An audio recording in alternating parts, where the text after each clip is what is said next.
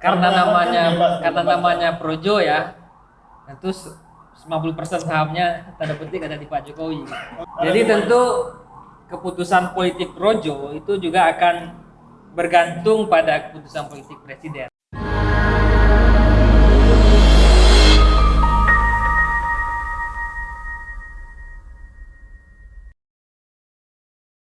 Gini, saya baca banyak survei-survei yang sudah dipublikasi ya, terutama oleh lembaga-lembaga yang memang kita tahu rekam jejaknya, integritasnya, dan kredibilitasnya.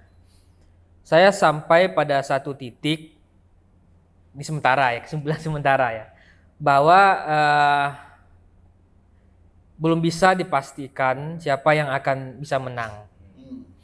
Kenapa begitu? Karena pertama, gap antara tokoh-tokoh yang populer ini gapnya tipis gitu ya. Bahkan gapnya itu nggak sampai 5%. Misal antara Pak Prabowo dengan Ganjar, Ganjar dengan Anies, atau ketika disimulasikan 3 nama, 2 nama, itu di banyak lembaga survei itu hasilnya more or less kadang Ganjar yang menang, kadang Prabowo yang menang, kadang Anies yang menang gitu ya.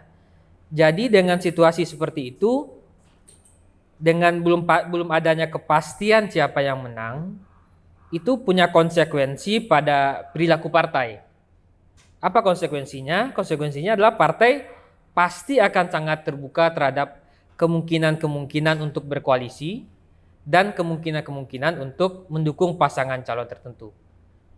Misalnya sekarang mungkin Pak Muhaimin adalah keputusan muktamar atau rapat internal partai.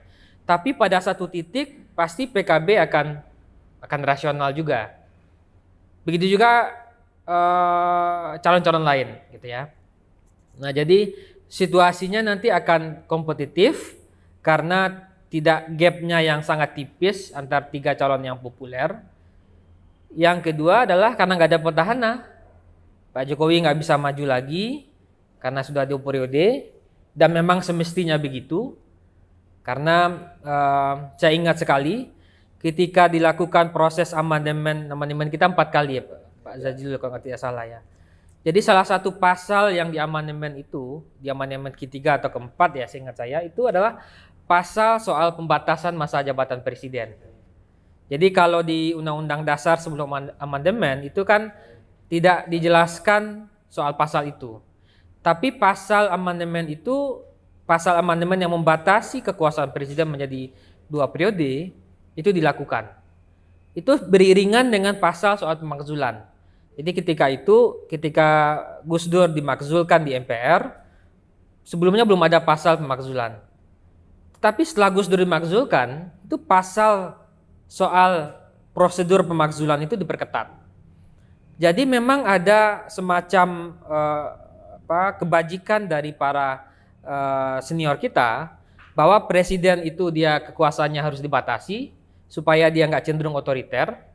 Yang kedua, ketika kekuasaannya dibatasi, dia harus diberikan kepastian bahwa dia aman sampai 5 tahun gitu ya. Makanya prosedurnya ketat, harus paripurna di DPR, masuk ke MPR, masuk lagi ke Mahkamah Konstitusi, dibalikkan lagi ke MPR. Jadi itu ketat sekali. Itu yang pertama yang ingin saya katakan. Yang kedua, nah saya sependapat dengan Pak Jazilul ya. Jadi semoga koalisi partai kandidat yang akan maju itu lebih dari 2 pasang. Dan dugaan saya memang akan 3 pasang. Kalau 3 pasang, kemungkinan akan terjadi 2 putaran. Karena kenapa? Karena memang gapnya tipis sekali antar calon 1, 2 dengan 3 gitu, dan dia bisa fluktuasi ya. Jadi dia kadang nomor 2 bisa 1, 3 jadi 2 dan segala macam. Dengan tapi situasi 3 koalisi ini kan tidak ditentukan oleh 3 orang yang tiga teratas itu kan. Saya mau bahas itu. Nah, kenapa? Gini, koalisi ini menurut saya jadi begini. Jadi saya nyambung dari Pak Jazilul nih. Soal kerentanan koalisi ya, kerentanan koalisi. Menurut saya ada 2 kerentanan ya. Kerentanan itu bisa terjadi kalau power sharingnya nggak adil dan tertutup. Jadi memang partai ini harus secara terbuka menjelaskan itu. Yang kedua, power sharing itu juga terkait bagaimana partai membicarakan agenda-agenda strategis pasca 2024. Apalagi tantangan kita nanti akan semakin berat ya. Misalnya ancaman kenaikan harga pangan, kemudian stuntingnya, generation loss gitu ya, dan banyak tantangan-tantangan lain gitu. Jadi partai memang harus terbuka itu. Yang kedua, dia rentan juga kalau partai koalisi nggak bisa menemukan calon yang potensial menang. Nah itu kalau terdapat tarikan dari eksternal, misalnya koalisi yang di luar mampu memunculkan calon yang populer, itu yang koalisi yang udah terbentuk bisa bubar jalan itu. Ini saya lihat sekarang suasananya di partai itu ya, kayaknya berat banget kalau bikin koalisi itu. Maksudnya berat itu prosesnya nggak mudah. Misalnya PKB mau bikin nama PKS, waduh tinggal kurang 5-10 kursi lagi misalnya kan. Coba bayangkan kalau sama Pak Sebastian kalau PT-nya bisa 15%. Nah itu kan PKB sama PKS sudah selesai. Gus Muhaimin udah langsung jadi capres itu. Nah jadi saya melihatnya gini, jadi memang berat untuk membangun koalisi itu. Berat karena harus mencari platform yang sama, mencari kandidat yang potensial menang, dan harus memenuhi persyaratan pencalonan yang 20% kursi atau 25% suara. Nah, tapi kita memang harus apresiasi juga, misalnya KIB, Koalisi Indonesia Bersatu, yang berhasil membangun koalisi itu, dan saya kira itu akan mendorong partai-partai lain juga untuk memberikan respon yang sama. Paling enggak sekarang saya lihat elit-elit partai sudah terbuka untuk bertemu, untuk membicarakan kemungkinan-kemungkinan politik ya, dan membicarakan kira-kira siapa nama yang akan mereka usung. Dan itu sangat baik bagi politik kita. Misalnya kemarin Pak Paloh ketemu Pak SBY, ketemu Pak Prabowo gitu ya. PKB juga ketemu PKS, juga ketemu PDIP dan segala macam. Dan saya kira tren yang berubah lainnya adalah kalau sebelumnya itu faktor kandidat yang mempengaruhi pembentukan koalisi, kalau sekarang saya lihat ada tren yang berubah. Berubahnya di mana? Yang mempengaruhi pembentukan koalisi, dugaan saya itu adalah elit partai. Memang faktor kandidat iya juga untuk memastikan bahwa ada ikatan. Tapi sekarang pimpinan partai, elit partai mungkin lebih punya power yang lebih kuat. Kenapa? Karena nggak ada petahana, nggak ada yang powerful. Kalau sebelumnya 2014, 2019 Pak Jokowi dan Pak Prabowo semuanya ketarik ke sana, kedua calon ini. Kalau sekarang dengan situasi yang relatif rata air gitu ya, relatif seimbang semua, itu faktor pimpinan partai akan menjadi sangat strategis dan sangat mempengaruhi gitu ya. Itu yang pertama yang mau saya katakan. Yang kedua terkait persyaratan dukungan tadi ya. Saya ya ini harapan sejak lama sebenarnya. Kalau partai-partai ini sepakat lah misalnya untuk melakukan revisi terbatas saja terhadap Undang-Undang 7 2017, terutama pasal 222 terkait persyaratan pencalonan, itu PKB nggak repot lagi nyari satu partai. Sama PKS sudah cukup. Kan partai-partai sekarang kan menghindari kalau dibuka ruang untuk revisi undang-undang pemilu itu kan bisa kemana-mana, threshold misalnya segala macam. Tapi kalau partai bersepakat aja, kan di partai-partai tengah sekarang keinginannya udah sama sebenarnya. Nasdem juga mau koalisi sama Demokrat nggak cukup, dia harus tambah PKS. Gerindra mau sama PKS nggak cukup juga, harus tambah yang lain. Nah jadi kalau ada revisi terbatas satu pasal itu aja, udah aman kita. Ya kalau saya melihat ini. Kalau saya melihat fotonya itu masih buram ya. Belum utuh lah gitu ya. Oh gitu. Nah, memang yang utuh itu pasti PDIP. Karena dia tiketnya udah jelas. Yang kedua KIB. Tapi kan calonnya belum jelas. Ya, ntar dulu tiketnya dulu. Tiketnya udah jelas. Yang kedua KIB, itu fotonya udah jelas. Tapi poros ketiga ini masih buram nih, kalau saya lihat ya. Karena kemungkinannya masih yang sangat terbuka sekali. Kita nggak tahu seberapa berhasil Pak Paloh bikin poros. Terus seberapa besar Gus Muhaimin bikin poros. Atau Pak Prabowo bikin poros. Atau Pak Prabowo bikin poros. Tapi kalau saya melihat paling nggak ada 2 kriteria lah ya. Pertama itu calon potensial, dan yang kedua calon yang bisa maju. Ketiga lah ya. Yang ketiga calon potensial yang bisa maju. Nah, kalau calon potensial kan kalau kita lihat kan paling tidak kalau kita bagi gitu ya, range-nya dari 1 sampai 100 gitu ya. Kalau yang di atas 15% itu kan hanya 3 orang. Pak Ganjar, Pak Anies, Pak Prabowo. Yang lain kan masih ada yang di bawah 10%, ada yang di bawah 5%. Gap-nya itu udah tinggi banget. Dari yang di bawah 5% menuju ke 15%, itu dalam 1 tahun nggak selesai itu, nggak mungkin bisa dilakukan. Cuma kan yang punya partai cuma itu Pak Prabowo. Yang kedua, memang dia ada potensial ya. Yang kedua, calon yang bisa maju. Kalau kans untuk bisa maju, mungkin dibandingin Ganjar, Pak Gus Muhaimin kansnya lebih bisa maju. Tapi lebih potensial, mungkin lebih potensial Ganjar. Jadi ada kans untuk maju, ada kans untuk menang.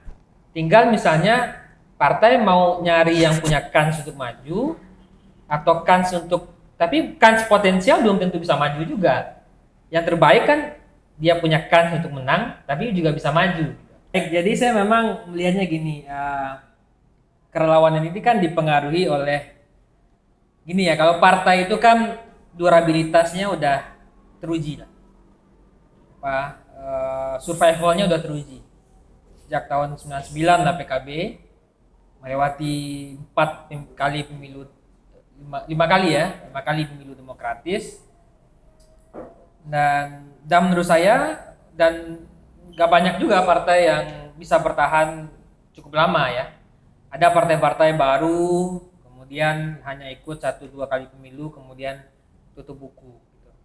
Nah, organisasi relawan juga tantangan internalnya juga begitu, seberapa besar durabilitasnya itu terjaga dengan baik dan seberapa survive juga organisasi seperti Projo gitu ya. Dan saya menarik juga bagaimana Projo pasca 2024 ya kan. Apakah jadi Probo nanti kata Pak di situ atau Progan gitu ya. Progan. Nah, jadi tapi sekarang memang saya melihat Projo memang lebih awal melakukan konsolidasi ya. Dan kayaknya juga diikuti juga oleh presiden misalnya. Ada konsolidasi di beberapa tempat ya. Kita nggak tahu ujungnya akan kemana. Apakah ujungnya akan mendeklarasikan dukungan pada satu kandidat gitu. Atau tidak sama sekali atau hanya memberikan kira-kira kalau KIB kemarin kan kisi-kisi capres. Nah, Projo ini seperti apa? Karena memang dengan situasi yang sekarang seperti ini, kalau dulu kan ketika Projo deklarasi Pak Jokowi itu kan ya probabilitas untuk menangnya tinggi. Projo agak beda ya? Karena nuansa politiknya lebih besar dibandingkan nuansa advokasi publiknya. Menurut saya lah Mas ya, menurut saya ya. Apa nuansa politiknya tinggi? Maksudnya?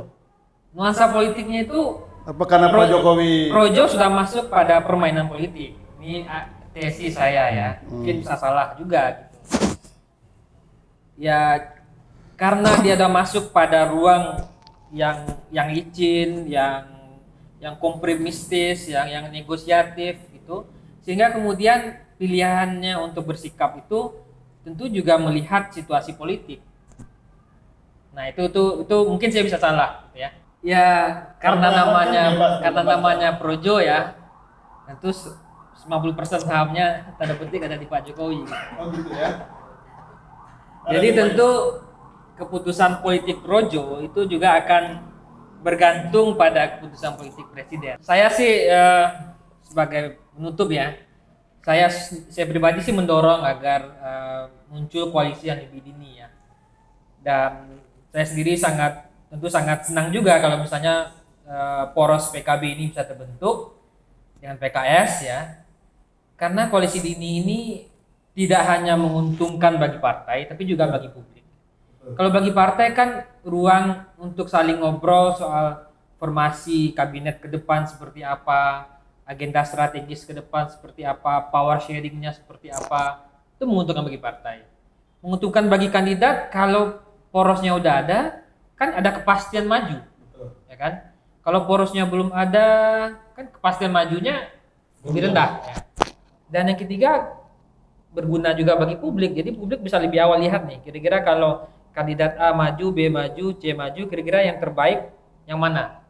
Jadi kalau semakin cepat partai bisa bertemu bikin koalisi dini itu menurut saya jauh lebih baik. Dan karena sebelum-sebelumnya koalisi kita kan terbentuk di terakhir-terakhir terus.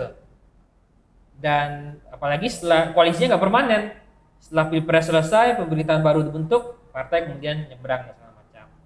Nah, kalau PKB dan PKS tambah plus satu partai bisa inisiasi ini jadi poros kedua atau ketiga, nah itu PKB saya kira akan dapat efeknya secara politik.